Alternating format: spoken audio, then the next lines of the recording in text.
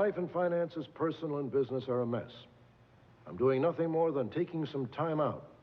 When I feel better about myself, I'll track you down. These words are written by a man named Scott Hill, who vanished 3 years ago. Today, he stands to inherit $750,000.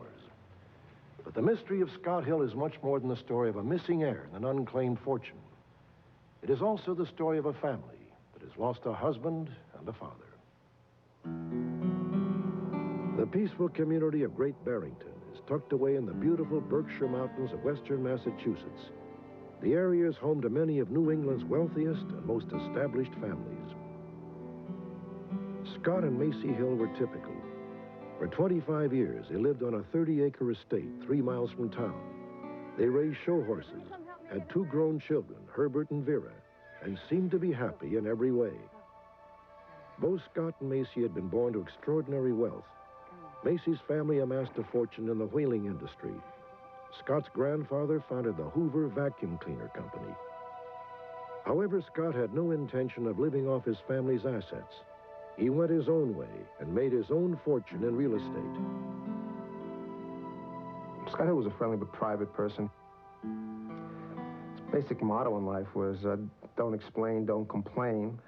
He came off sometimes a bit cold to people who didn't know him, but basically he was kind of shy, even-tempered, couldn't get him excited, couldn't get him to lose control, we thought.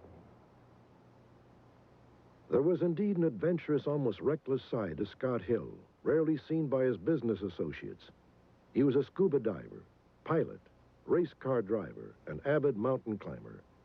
In fact, well into middle age, he embarked on several long treks to the Himalayas in Nepal, where he became fascinated with Buddhism and Eastern philosophy.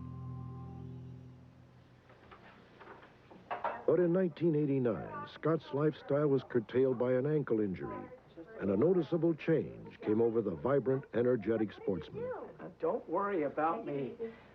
After Scott's injury, he really stopped paying attention to our real estate company. He stopped concerning himself with the day-to-day details that he had been concerning himself with, and something was amiss, and he wasn't sharing with me what that was, and I just chalked it off to his reaction to possible medication or just depression of not being as ambulatory as he had been. And we all just sort of filled in the gaps. I blamed this depression on the fact that he had had this injury and he'd never been injured before, and that when it was over, he'd be all right. He sat in this room, didn't go to work, didn't do anything but do crossword puzzles, and I just never understood. I just didn't know what was happening, and I didn't pay enough attention to it.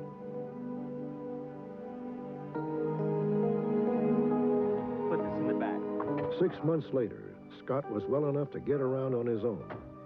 On January 2nd, 1990, he drove to New York to visit his mother. He called his wife once to say he was not feeling well.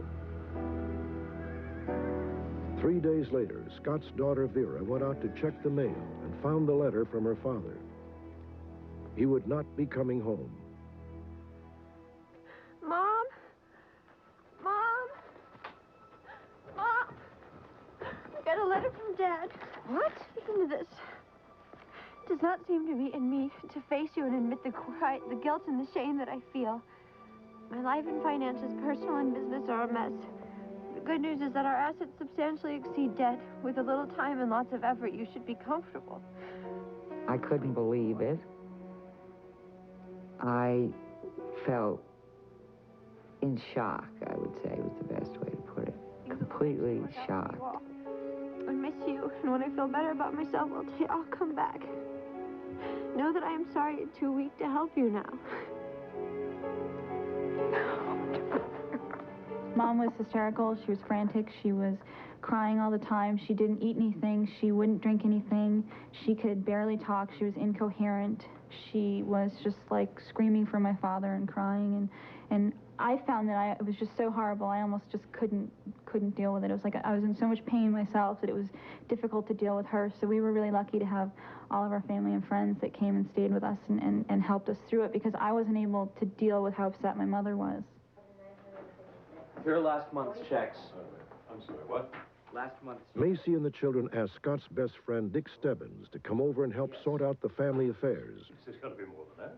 They were surprised to find that their bank accounts were empty, and Scott had run up debts in excess of $200,000. Left something in the drawer somewhere or something?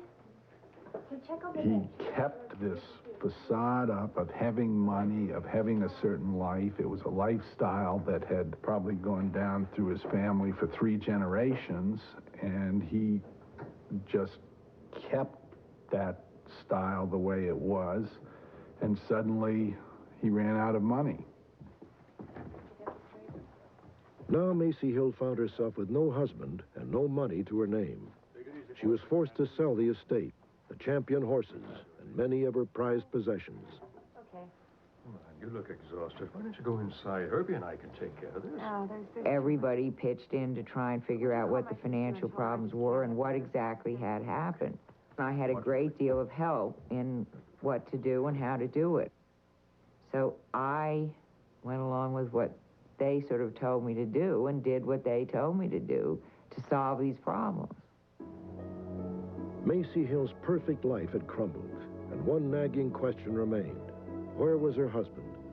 The authorities had been able to trace Scott's movements up to a point.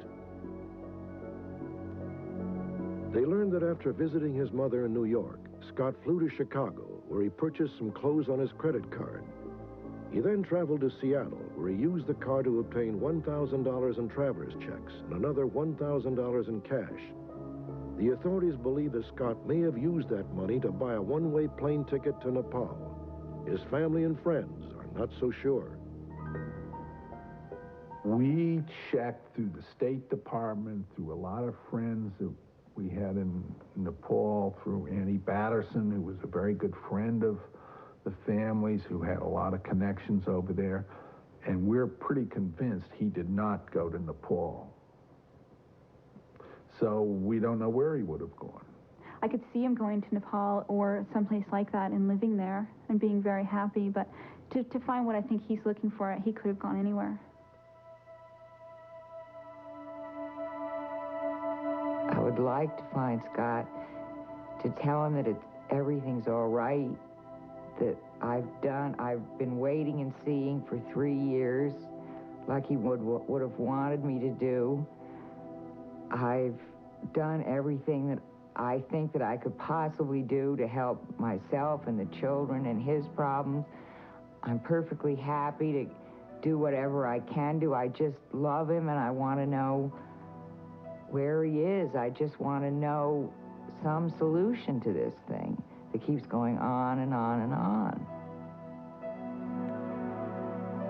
A year after he disappeared, Scott Hill's mother passed away, leaving him a $750,000 inheritance. The money cannot be touched by Macy or the children for 7 years. They feel that if Scott can be assured that he will come home to open arms and financial stability, he might be willing to return and start over. Scott Hill is now 54 years old. He is 5 feet 11 inches tall and weighs 165 pounds.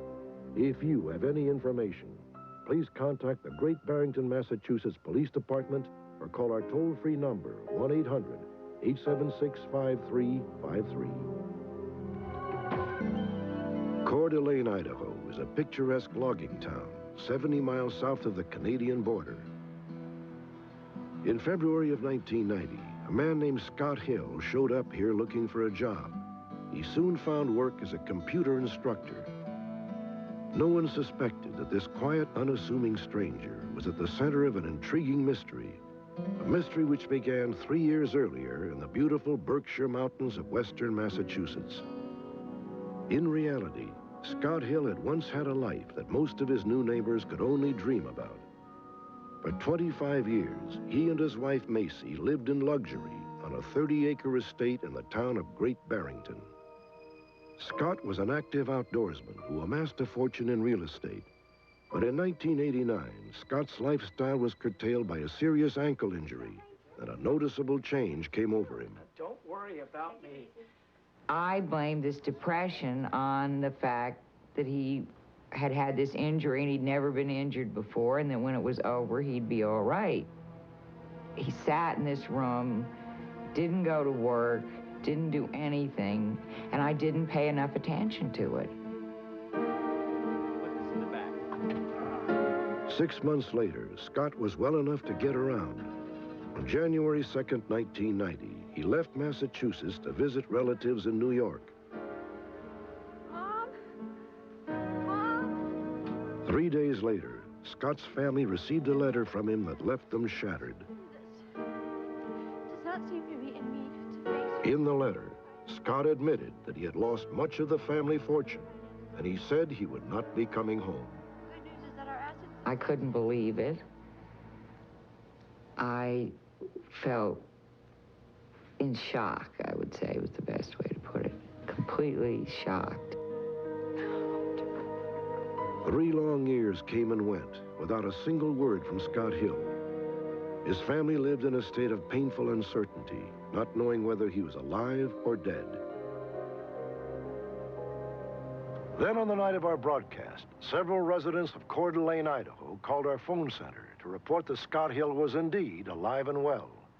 The next day, a Coeur d'Alene police captain told a startled Hill that his story had just been featured on national television. The first real feeling was one of relief. It's finally over. And after that, I was fairly numb in the sense that I didn't know what to expect. I just was terrified something was going to happen to interfere with this thing. I just knew if we could talk to him and see him and grab him and not let him escape again, everything would be fine. 2 days after our broadcast, this hotel in Coeur d'Alene was the scene of an emotional private reunion between Scott Hill, his wife Macy, and their 2 children, Vera and Herbie. My first reaction when I saw Scott was relief. It's over. The thing that's happened is the great pain that I was in is gone. It just, in that first hotel room, it went away. Was I worried that my family didn't want me back? The minute I saw my wife, no, I wasn't concerned about that at all. But over the time that I was gone, I couldn't imagine that they did want me back. In April of 1993, the Hills relocated to Livingston, Montana, where they continue the difficult task of trying to put their lives back together and reconcile the events of the previous 3 years. I never was angry. I was just upset that he wasn't there. So once we were together, as far as I was concerned, everything was fine. In a way, my absence for me has been beneficial because I feel very comfortable with my family at this point, and I feel that I'm free to be me. I have a warm feeling in my stomach now that everything's going to be all right. I think it's a perfect ending. It's certainly the ending I wanted. And I can't believe after everything I did for 3 years that it could happen so fast, that within 12 hours of the television program, it was over.